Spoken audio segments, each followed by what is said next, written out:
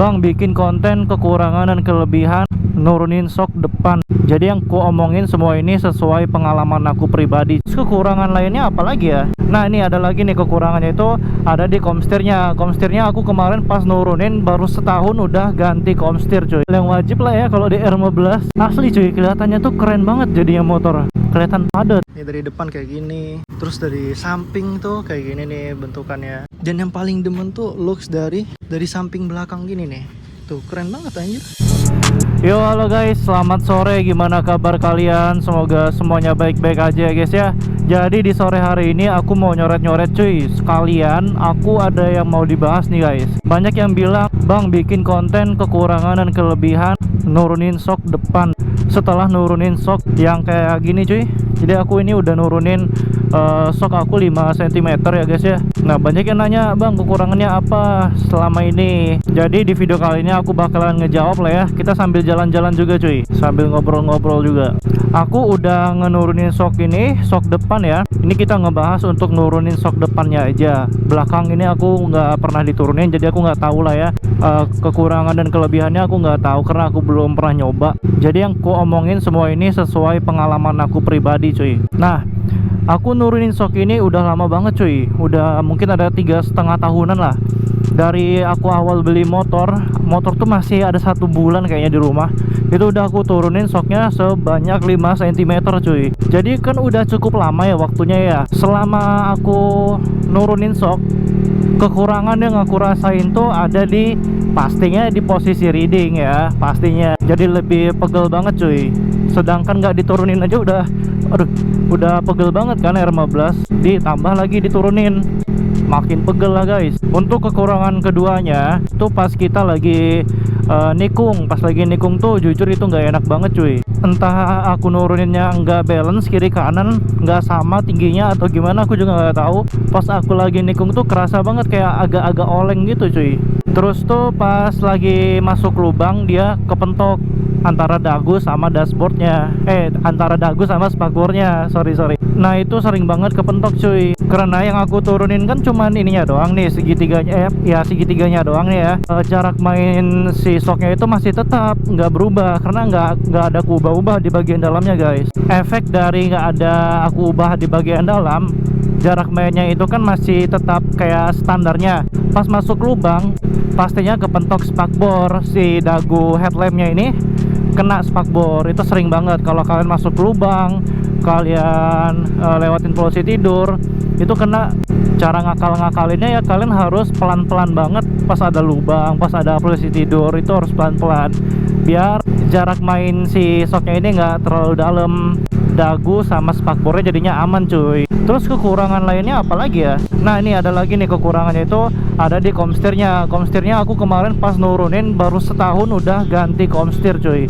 Jadi komstirnya itu udah kena. Ini aku nggak tahu karena diturunin shocknya atau gimana. Kebanyakan orang-orang bilang ya, user-user R15 juga katanya komstir R15 itu sering kena.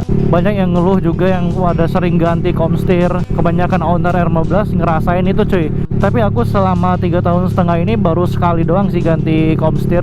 Dan alhamdulillah sampai sekarang komstirnya masih aman. Ini aku nggak pakai komstir standar R15 lagi cuy. Aku pakai komstir yang bambu. Karena aku dengar kan komstir yang bambu itu dia jauh lebih tahan ya dibanding sama komstir-komstir biasa yang kayak pakai bola-bola gitu kan, kacang-kacangan bola-bola gitu. Sedangkan yang komstir bambu dia bentuknya tuh nggak bulat, tapi dia kayak memanjang gitu. Dia bulat tapi memanjang ke atas gitu cuy. Apa ya nama sebutannya itu ya? Nah, kalian nanti bisa lihat gambar-gambar yang aku tampilin lah ya. Kayak gitulah kira-kira. Jadi selama 1 tahun aku udah ganti komstir. Waktu itu termasuk tergolong cepat sih guys. Tergolong cepat ganti komstirnya. Ini aku gak tahu juga pastinya karena diturunin shocknya atau karena faktor lain, aku juga nggak tahu. Dan asal kalian tahu, untuk nurunin shock ini ada kayak bahayanya juga sih guys. Soalnya ada teman aku yang udah diturunin shocknya dan dia itu beberapa kali dia sering kena tank slap pas lagi ngebut.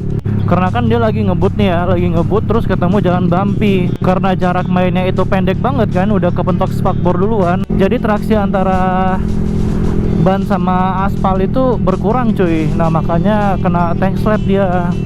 Itu bahayanya sih cuy. Ya kalau kalian mau nurunin shock itu yang jangan terlalu banyak deh. 3 cm itu 3 cm 4 cm itu udah cukup menurut aku ya. Alasan kenapa banyak orang yang nurunin shock itu, pertama karena antara dagu sama spakbornya yang standar yang belum diturunin guys, dia tuh jauh banget, jadi kayak dangak banget ya. Jadi kelihatannya antara dagu sama spakbor tuh jauh, memberi kesan kayak ada space lah. Nah, jadi kelihatannya kosong gitu, nggak enak banget dilihat. Nah makanya itu kebanyakan orang yang nurunin shock ini, dia pengen looks motornya itu jadi padat, kayak moge-moge lah guys. Nah jadi itu sih sebenarnya, nurunin shock itu cuman looks doang, mau mainin looks doang cuy.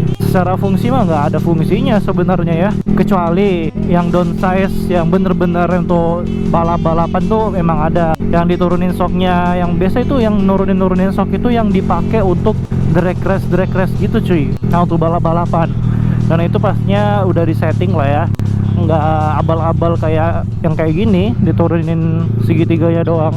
Apalagi motornya di bawah harian kan, jadi nggak enak lah, dan resiko juga. Kalau drag race kan dia lurus doang jalannya tuh ya, dan jalannya pun nggak ada bumpi-bumpian cuy, pasti udah proper banget lah jalannya, mulus banget. Ini kita udah sampai di Rengat cuy. Aku sekalian juga mau sinematik juga nih guys. Ya begitulah ya kira-kira seputar shock depan cuy. Cobalah kalian tanya sama orang-orang yang udah di downsize, pasti keluhannya spakbornya itu lecet-lecet ya kan, spakbornya lecet-lecet. Kadang ada yang patah juga, temanku ada tuh yang sering banget patah spakbornya karena dia tuh downsize-nya mendekin shocknya tuh bener-bener pendek cuy. Jadi pas masuk lubang dia sampai patah spakbornya guys. Belakang diturunin gimana bang? Aku nggak tahu ya guys ya. Tanya aja di komentar cuy, mana tahu ada yang bisa jawab, yang udah ngerasain gimana rasanya turun shock belakang itu ya. Jadi kalian diskusi aja di kolom komentar guys.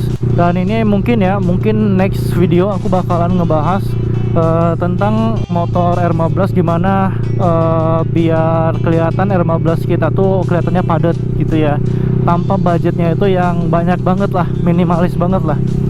Next video aku bakalan bahas itu cuy. Hari ini kita fokus bahas di persok depanan aja ya, sekalian jalan-jalan sore juga.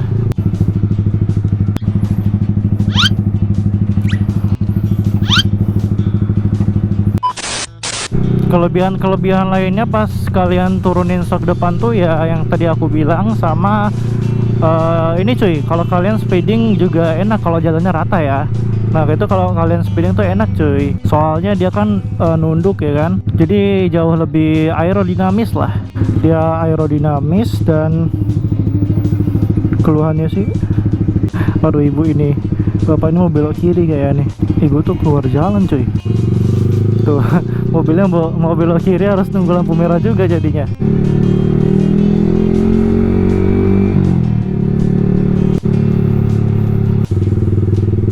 Ini susah banget nih netralnya nih motorku.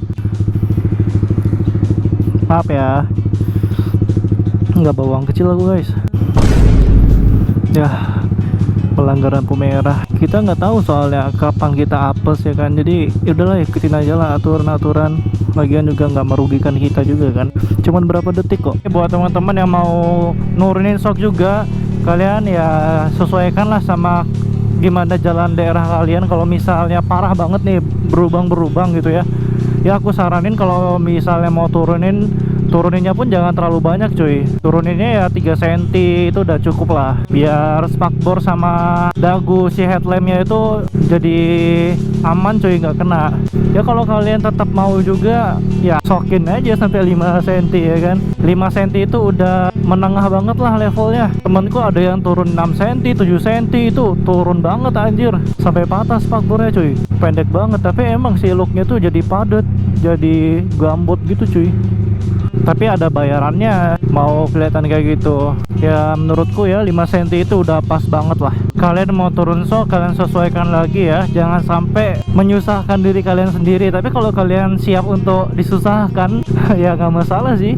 Ya pilihan kalian lah cuy, aku cuman bisa nyaranin aja gimana baiknya aja ya kan. Aku turun 5 cm karena daerah aku jalannya tuh nggak semuanya itu berlubang, kebanyakan tuh jalannya aspal, jadi ya aman-aman aja. Kalaupun lewat jalan yang berlubang nggak sering banget kan, jadi ya nggak masalah lah, cuma sesekali doang ya kepentok-kepentoknya ya kan. Tapi kayaknya ada guys yang kayak nurunin shock, downsize shock gitu, mainin minyak shocknya atau pernya dipotong gitu cuy. Jadi mainnya tuh pendek banget, segitiganya tuh kelihatannya standar banget ya kan, masih di atas ini, cuman looksnya dia antara dagu sama spakbornya itu deket gitu, cuman jarak mainnya aja yang pendek. Itu plus minusnya aku nggak tahu guys, apa dan gimana nantinya tuh aku nggak tahu. Kalau yang kayak gitu kan itu versi yang pakai budget lah ya. Kalau yang kayak gini kan nol budget nih, nggak pakai duit, turunin sendiri aja udah bisa cuy. Kalau kalian mau nurunin shock itu kayaknya hal yang wajib lah ya kalau di R15. Asli cuy, kelihatannya tuh keren banget jadinya motor, kelihatan padat. Nah jadi looksnya itu kelihatannya keren cuy. Yang ku bilang antara dagu sama spakbornya itu deket nih, antara dagu sama spakbornya itu tuh deket. Kalian bisa lihat tuh bekasnya tuh lecet-lecet nih. Tapi alhamdulillah cuma lecet-lecet, tidak sampai patah cuy. Dia kena ini nih, kena si dagu ini. Gitu guys. Oh ini sekalian aku mau nge-spill si nih D2 Pro Laser ini. Jadi dia tuh pakai besi plat gitu cuy. Nah ini nyambungnya sampai sini nih, sampai sini nih. Karena ini kan besi platnya ini gampang banget ya diatur bentuknya, jadi lebih fleksibel lah.